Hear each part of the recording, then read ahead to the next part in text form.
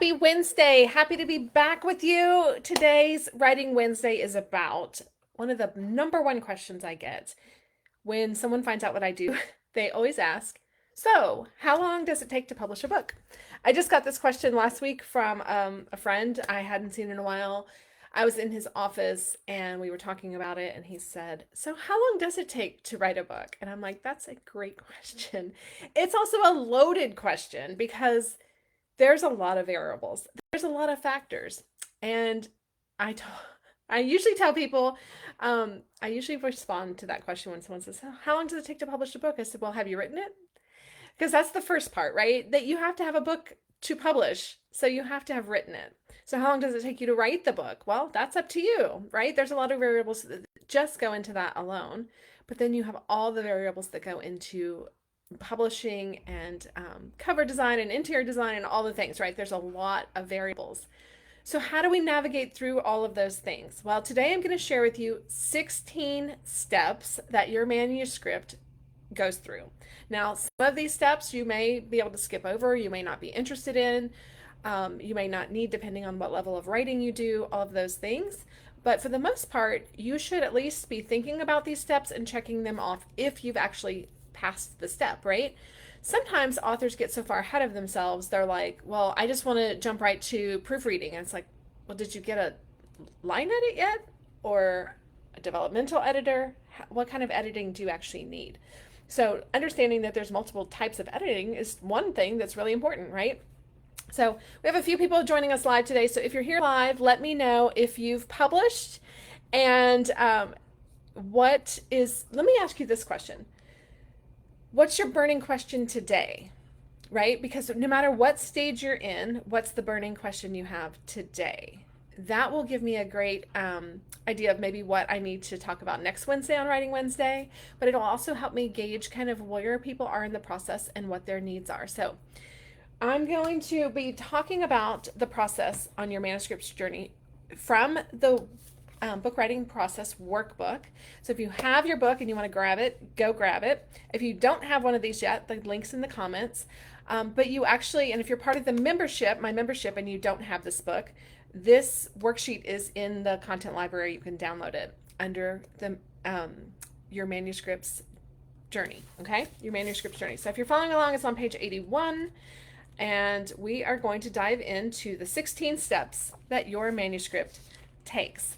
Now, this process, we did a visual for you here because this process can be very overwhelming for people and they just don't get it. So we did a visual, and I want you to understand that it's a process of you've finished writing your manuscript. That's where it starts, right? That's where this process starts. You're done with your manuscript. So now what? And it's really a process of back and forth and back and forth and back and forth, right? You start with your manuscript, and depending on what level you've written it, what kind of writer you are, or maybe your ghostwriter wrote it for you, if you are using a ghostwriter, you have the manuscript finished. So now what? Well, depending on what level, you may go to a developmental editor. So that's step number one, developmental editor. Now, in my coaching practice, I help people work through a little bit of this. So you may not need a developmental editor if you come work with a book writing coach, but you certainly still could. So for instance, I had a client recently who did not want to come through coaching. She just wanted to publish her book. But when she sent in her manuscript, we always do a review to see what level of editing they actually need. It was very clear that she did need developmental editing. She did need a coach. And what is developmental editing? So let's talk about that. It's really making sure that all the components of what you're telling your readers you're giving them is there, right? It's making sure that it all flows, it's in the right order. Think of it this way. It's making sure that the concept and ideas are fully developed. That's your developmental editor, okay? So if you have that in place, you've worked with a coach, you're on track, maybe you've worked with a developmental editor, then you're taking it back, and now you're making some changes and tweaks to it. So that's the third step. So this is, I'm counting step number one is you have a finished manuscript. Step number two is developmental editor. Step number three is now you're making those changes, you're making the corrections, you're developing the ideas further, whatever that looks like in step three for you. Then you're going to move on to what we call a self-edit. Now, a lot of people want to skip this step because they're like, well, I just paid an editor, or I'm about to pay another editor, so I don't want to do this step. And that's up to you.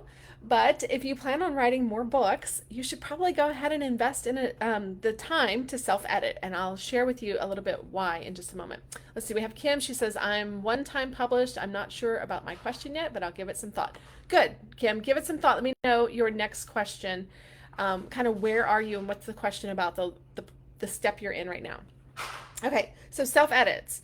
Why should you self-edit if you're going to pay for editing? Well, for one, it makes you a better writer. For two, it helps you digest your content, and maybe like you're the only one that's really got this message in them, right? So you're the only one that could maybe see that there are some missing parts. Or what you could also pick up on is the fact that you use weak words consistently in your writing, or you write passively, or things like this. You could start picking up on these things so that you can fix them, and you can also point them out to the next level of editing, because that's the next step. Well, actually, the next step is to go to beta readers. And you want to self-edit as much as you can before you go to beta readers, because you don't want to trip up your beta readers with a bunch of editing mistakes, right? Now, there are going to be editing mistakes. That's why there's so many levels of editing. But you want to give your beta readers the cleanest manuscript you can give them. So taking the time to do some self-edits is really important. Okay, so the next step is beta reading. Do you need a beta reader? What is a beta reader? Should you use a beta reader? Where do you find beta readers? Those are all the questions we answer, right? Inside of coaching, we talk about that in depth. And not everybody needs a beta reader, and your bestie is probably not your ideal beta reader, just FYI. So we talk about that. We've talked about it before. You can probably find some coaching on it in past videos, but if you're part of my membership, there's a whole module on it inside of the content library. So we won't spend too much time on that today, but know that beta readers are important and have a place, okay? So once you pull it back from your beta readers, you or your ghostwriter, depending on if you're writing it or you have a ghostwriter working, they may do some reworks. They may do some rewriting, especially if you're writing fiction and maybe you have just a clear plot hole, or if you're writing nonfiction and you've skipped a whole step, right? You're talking about taking your reader from here, A to Z, and you completely miss step S, right? You missed it. Well, maybe you need to go back in and add that step, and maybe it's a whole nother chapter you're adding.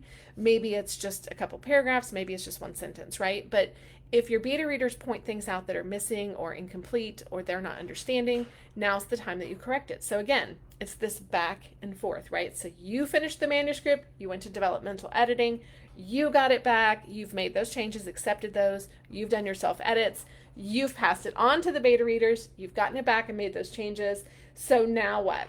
Now it's time for line and content editing. You go to this is more of a higher level of editing. They're looking for, think about it as basically one step down from a developmental editor. They're not doing punctuation necessarily. They're really looking at it's truly what it says, content editing, right? They're looking for, does the content line up, make sense, all of those things. Now, some editors, depending on what type of editor you're using, will blend some of these levels of editing together. And so just talk to your editor and make sure you know what you're getting and what type of editing you're getting. Make sure you know what type of editor they are. And look, we have our little mascot joining us today. I had a snack keeping her occupied, but here she is. So I'm going to let her say hi because everybody loves Jovi. So here's Miss Jovi. She just had her snack. Show them your puffy face. My little writing mascot here. There she goes. Show them your face. I think she likes the camera more than I do. But we're going to keep her down in her bed, hopefully, so I can hold this book and show you guys all the steps, okay? So some editors will merge some of those types of editing together. So you just need to understand what it is they're doing and what you're getting, and make sure you're at the correct level when you need to be, okay? So let's say you go to the line editing. At any time during this process, so you see how we went from beta, and then we come over here, and now we're taking back and making the changes from beta, and then we go here to our line edits, but we go here at the same time. Well, what is this, and why did we go to two different places at the same time? Well, this is for to get our forwards and our contributors, our endorsers. If we're going to use someone to write a forward, or ask someone to write a forward, or ask someone to do an endorsement, this is a good place to do it, a good time to do it. We've gotten some feedback on the book, we've made some changes, we have a pretty good manuscript that's pretty cleaned up at this point, and we can then give it to someone to ask for those endorsements and forwards. Now, if you're sending that out, you want to make sure you let them know that this is still an unedited manuscript, right? It's not finished. So while it maybe has been through some levels of editing, it's not a complete polished manuscript. So you just want to let them know that, in case they start reading and they're like, she misspelled the word blah, blah, blah, whatever. Like, I don't want to endorse this. You just want to make sure that they know, like, this is an unedited version. And you also want to ask them not to share it, because it is unedited, right? So when you receive those back, then you want to add those in. You're going to get those line and content changes, and all of that, you're going to spend time and polish it all up and put it all together. So you're going to put the forwards where they go, you're going to put the endorsements where they go, and you're going to then send it over to your copy editor. So now they're going a little deeper. They are looking for grammar things. Are you using quotations when you should be using parentheses? Are you using em dashes where you should be using en dashes? All of those type of things. So they're going a little bit more in depth. And then you're going to come back over here, and again, you're responsible for making those changes, accepting those changes, approving them, and then you're going to send it to interior design. Now, it's really important at this step, when you have it, before you send it to interior design, to get everything you need in there and done. Why? Because when you send it to interior design and they start designing it, it's going to cost you more money to make the changes after that point. Usually they charge you per change. Usually they charge you maybe per hour, but you don't want to have to pay those expenses. You don't want to have to take that on. So make sure you're sending the most polished manuscript that you can get done over to your interior designer. Then you're going to go from there. They're going to design it all pretty. Now it looks like a book. They're going to send it to you in a PDF format, and you're going to get that back and be able to do a proofread on it. Now you want to look at it, of course, yourself. Make sure that it looks like it should. Make sure that you like the font headings and title headings and all of those things, chapter titles. Make sure that they didn't leave out any parts of your front matter, your back matter, because ultimately that is your finished book. So when I talk about front matter and back matter, is your copyright page there? Is it in the right place? Are your endorsements there? Are they in the right place? Do you have a dedication? Is it in the right place? All of those things you need to just take a glance at, make sure that they are correct. And then you want to send it to a proofreader. Now, at this point, they are looking for periods. If you use periods at the end of bullet points, for instance, do all of the bullet points have the period, or are you missing some? They're looking for minute little things like that. They're looking for, did the word, do you have one word, which we call an orphan, dangling on one page somewhere, or should that be pushed back? Should we cut a word to make it push back? What should we do with this to fix it? They're looking at those little types of things. They're looking to make sure all the chapter, your table of contents is actually what your book says that chapter title is, right? And so sometimes people will make a change to a chapter title, but the change may not happen in the table of contents and the chapter. One or the other may have been missed. And so they're looking at that, making sure it lines up. They're also looking at the page numbers to make sure that your interior designer got the page numbers right. Does chapter 15 really start on page 115? Or is that just a mistake that they put in the book? So you want to make sure that you're using a proofreader that knows what they're looking for and that they're used to publishing books and they're looking for that kind of information. A lot of times people will be like, oh, my sister is a great proofreader, blah, blah, blah. Does she know how to look at those things for a book? That's what she needs to be looking at for a book. So you want to make sure that that happens. Then you're going to bring it back. From there, you're going to make any final changes that you have for that. So anything that you see, you're going to pull it back over from your proofreader and say, oh yeah, I messed that up. I need to change that. I need to do that. And then you're going to send it to your interior designer one last time to make those final changes. And then you have your final manuscript to actually upload your file and turn it into a real book. Now, it's really funny how many steps there are, and people will say, well, how long does all those steps take? That's a great question, but the question's back on you, right? Because it's really a matter of how long does it take you to move through those steps? How long does it take you and your editors, right? Depending on what level of editing you're at. How long does it take for you to move through those steps? How long does it take for you to get your emails, open your emails, read the changes, make the changes, send it back? Like some people, they're like, well, I don't check my email every day.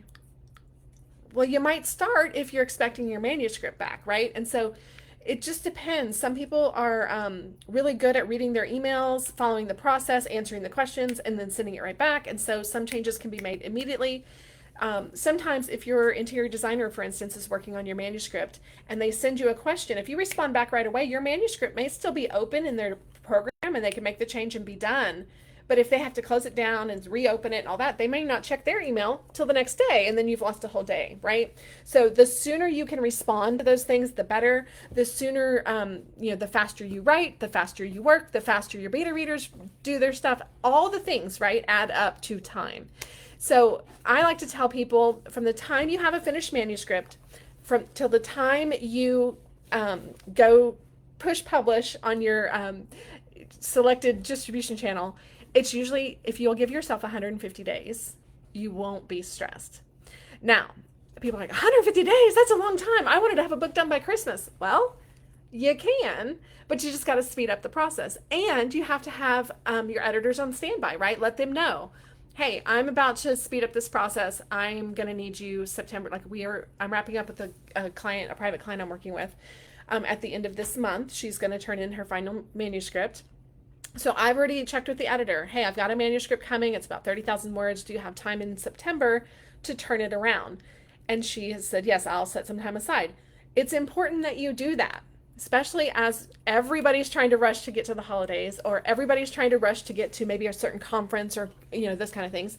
You want to make sure that you have that worked out with your editor, because if not, you may be at the bottom of the pile and you may not have they may not have time for you. They may not get to it in time.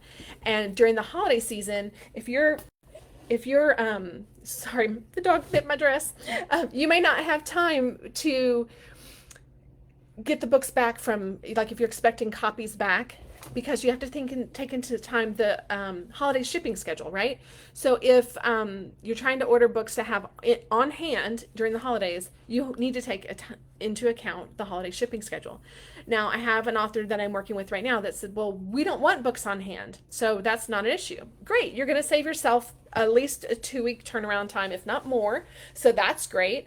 But you still have to account that a lot of people are trying to beat that holiday rush and get their books done by December to get, the Christmas holiday rush. So the distributors are now taking their time in uploading the books, right? They usually tell you it takes 72 hours. And during a slower month, you can have your book usually published the same day. However, in the busy season, it may take the whole 72 hours. So you just need to account for that. Do you allow yourself that 3 days versus rushing it, right? Allow yourself that time.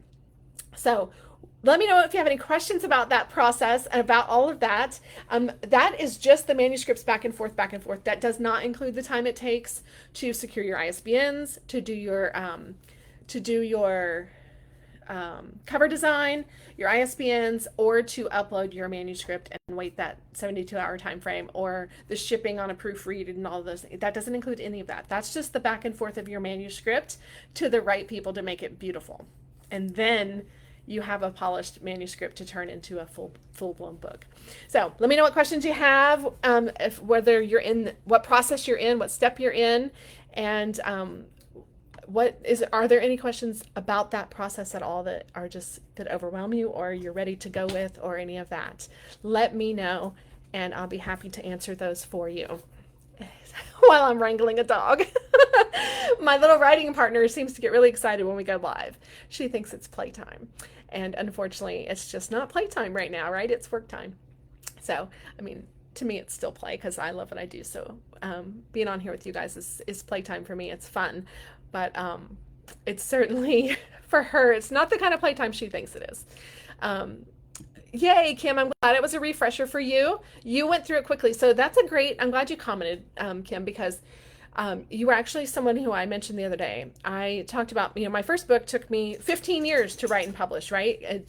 A lot of that was me and my time frame on it. But then when you think about the turnaround time, once you figure it out, right, it can be really quickly. And so Kim was a great example. She came in and got her book published in less than 6 months. And she was at kind of framework stage when she came in, And then she just went through the whole process and got it done within 6 months. And so it can definitely happen in a shorter time frame. In fact, when I was talking to the gentleman the other day, I said, you can have a book today. Like if you have the content in your brain, you don't even have to have it written. You can literally type to text, have the content done, get it to an editor, get it done. Like you could have it done in a day. Now, what kind of book that's going to be is a different story. Is it going to be a really long book? Probably not. Is it going to be, it could happen. But the kinds of books that we're trying to put out here and the kind of work that we're actually trying to do, because you'll see all over the internet, you'll see, get your book written in 3 hours, write your book in a weekend. And all of that is truly possible. It's just a matter of what type of book you're trying to put out. So if you are wanting to put out in a quick book like that, hey, let's chat. I'll help you. I'll walk you through it. I'll tell you, what to do, what not to do, how to do the process a lot quicker. But just know that if you're looking to do a quality, your memoir, a good self-help book, a good nonfiction book, even a fiction book, you're going to need a little bit more time than that. Okay. All right. Let's see what other comments, questions. Thanks for being here. Cost of each step of editing. Great question, Jan.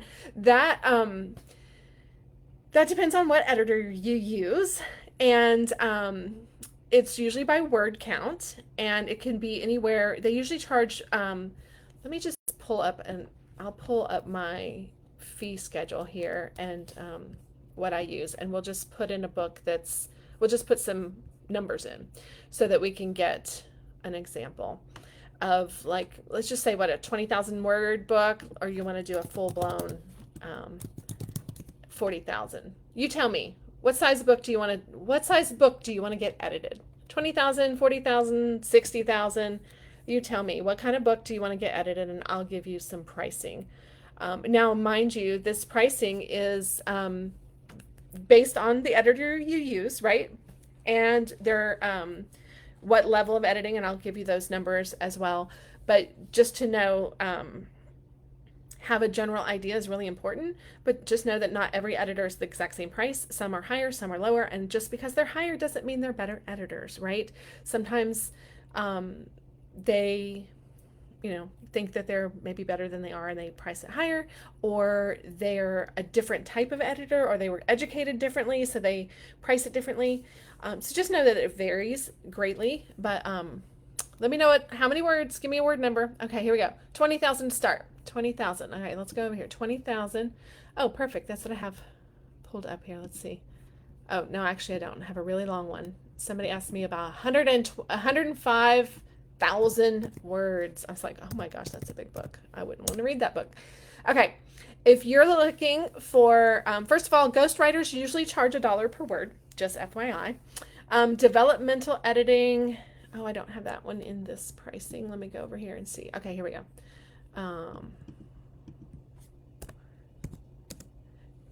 This one, developmental editing, is around, so it's 8 cents a word over here, and so that would be around $2,000, just under $2,000, $1,920. Again, depending on what kind of editor you use and all of that. So you're looking, that's for developmental. So that's a more in-depth type of editor. Now, if you're looking for a line edit, you're looking at around 600 for a line edit for 20,000 words. Copy edit is around 400. So 600, 400, and then 200. Basically, it tiers down there. Now, but I do have other editors, right? So another editor over here is a little bit more expensive. Her copy editing is a little bit more expensive. She's at around $650. So it just really depends on, and then again, who's available, right? That's always important to know who's available when you need them. But my preferred editor, I gave you the rates there it's around that fee, right? So it's not a set in stone, that's the cost.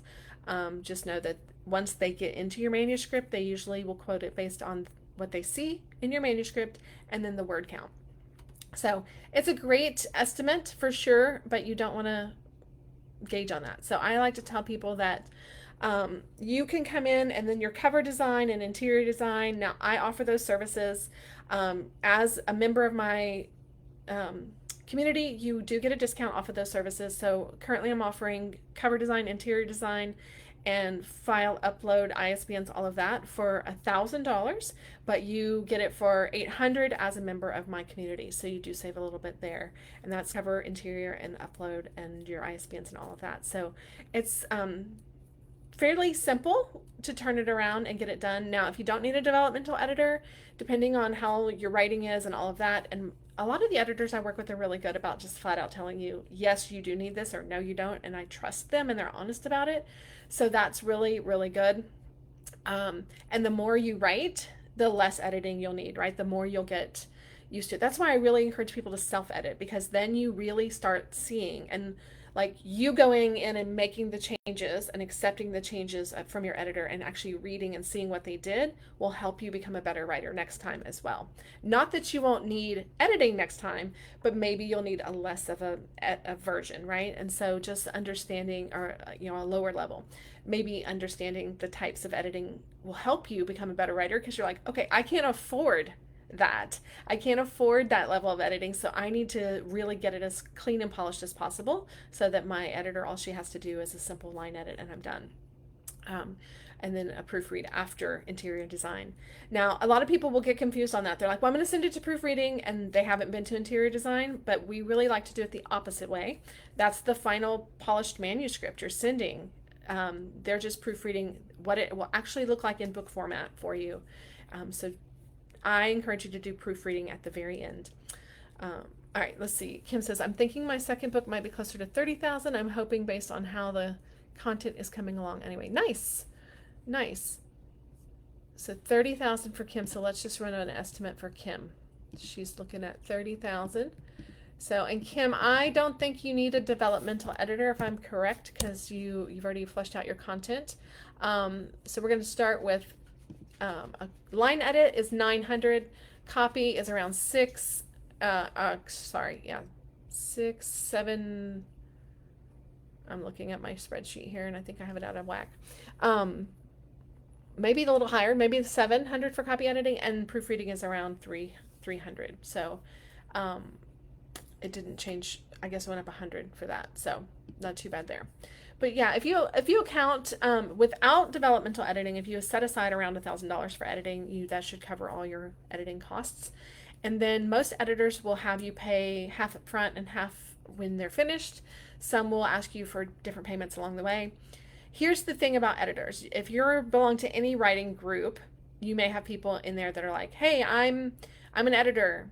Well, unless you've seen their work, I would not hand them money. I would not sign a contract. Like, just because someone says they are doesn't mean they are, right? And so ask for vetted editors. Ask, like, if you're working with me, or if you're not working with me, I can still send you my editor, connect you with my editors that have been vetted, that know. I just recently got a new editor off of LinkedIn, which I'm excited about.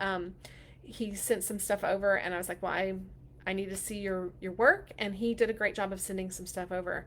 I had another one come through in one of the writing groups I'm in. She asked if I would vet her so she could be like an approved vendor. And I was like, sure. And her editing skills were there. However, I would not personally recommend her because she charges by the hour. And I just am not a fan of that for editing, because you might be a really slow editor and that's not my fault. So why am I paying you more because you're slow, right? So I don't like editors that charge by the hour. I like them that charge by the workload. And so it's really great to work with editors that do charge, by the word count. And so you have a kind of general idea. And I asked her, I said, well, how fast do you edit? Like, what are you looking at? And I don't know why she couldn't convert it over, because she did send me some numbers. But I was like, I'm not a numbers person. I'm not converting all of this over for my clients. I'm not going there. If you can't charge by the word count, I'll let people know in this group that you've been vetted, that you do know how to edit, but I'm not going to send people your way because I just don't like that kind of editing payment structure. So just know that, and work with vetted editors for sure. And it may even be someone that that is an editor from somewhere else. Maybe she's edited for the newspaper, for instance. Great. That's AP style, and you're now writing in Chicago manual style. Books are written in Chicago manual style. So does she know the difference? And I'll give you a little example of the difference. You know, in nonfiction writing, when we're writing this, sweet memoir, we're not usually saying, we're not really talking so bluntly and direct about, like, you think about a headline article in a newspaper, it's like 5 dead, heads found in field. Like, right? Well, that's AP style. Like, they just want the facts and they want it clear and they want it, and that's how they want everything, right? Now, when we're writing a headline in a book, now that may be a really punchy headline and it may really get some attention in a book. But is that the type of writing you're wanting to put out in your book? Is that the type of writing your readers expect in a Chicago Manual style written book? So having an editor that knows the difference is really important. What else? What else you got for me about editing? When do you know? People will usually say, when do I know I'm ready for an editor? Well, when you are done writing, when you have put the pen down, basically, and you have at least read through it yourself one time.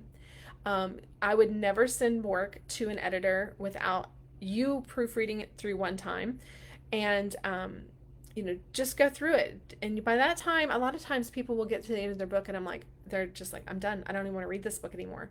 But if you can't read it from start to finish and make sure that it flows, then you probably are not ready for the editor. You're just going to end up probably making more changes and paying more and things that you don't need to do. Because sometimes if you have this back and forth and back and forth and back and forth, at some point the editor might be like, okay, we're going to have to charge more because you're just keep sending me the same work back out and forth again, right? So usually an editor will, each level just happens one time. But if you're not prepared, then you might end up in some trouble. So just prepare, do your work. I actually had somebody ask me that the other day. Well, why would I self-edit if I'm going to pay an editor? And that's a great question. And it's a valid question, right? Because if you're going to pay somebody, why would you go and do the work behind the scenes ahead of time? But it just makes for stronger writing. And it makes, like I said before, you're the only one that really knows what needed to be in there. And during that self-editing process, you may realize, oh, I forgot to leave out that story about, Susie Q, and I really wanted to put it in there. Does it fit here now? No, I think it really fits over here now. And so you're the only one that knows that. If you just send your manuscript off and you're like, I'm done with it, I'm sending it off, and you don't look at it, then you don't know those things. And then when it does come back, and now you're going through and you're accepting the changes and you're having to read, and you're like, oh, I forgot that story about Susie Q.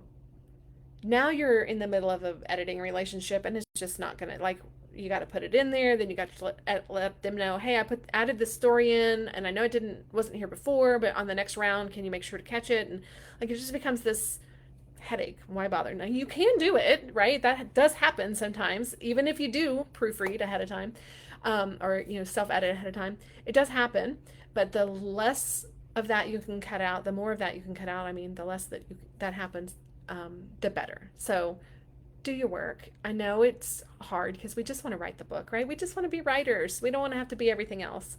But unfortunately, you are not only going to be your own best self-editor, you're going to be your own marketer too later. And so you might as well shake off that writer hat now and know that, hey, it's not just the writer hat I'm wearing. I'm wearing the writer hat, the editor hat, the design approval hat, right?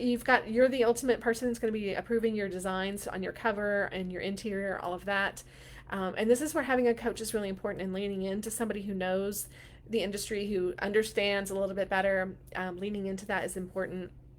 I was recently working with an author that pulled up, they wanted a specific title. I went and pulled it up. This was a private client. I went and pulled it up. It had already been done. I think I shared this maybe last week. That book had 3,000 reviews. And I'm like, you don't want this title. You don't. I'm sorry, but you don't. And then she's like, but I really, really do. And I'm like, no, you don't. Because when your book pops up next to somebody who has 3,000 reviews, which book do you think they're going to buy? It's not going to be yours. They're very few people are going to take a chance on a 0 reviews or 5 review book when there's one right next to it named the same exact title on the same exact subject with 3,000 reviews. Unless those were horrible reviews, then you might stand a chance, right? So you just need to be mindful of that and look for those types of things. And that's that's my job. That's what I do. So make sure that you do these things and you do your homework on it. Okay, let's look and see. We got some comments coming in. Kim says, thanks, you're welcome, Kim. Laura says, I see things that can be improved every time I look at the books I'm working on. Yes, it's so important, and it happens. Now, at some point, we can start being perfectionists. At some point, we can start being, really, oh, I could rework that sentence, and I can rework this sentence, and I can rework that, and then it becomes this, swirly mess of just reworking.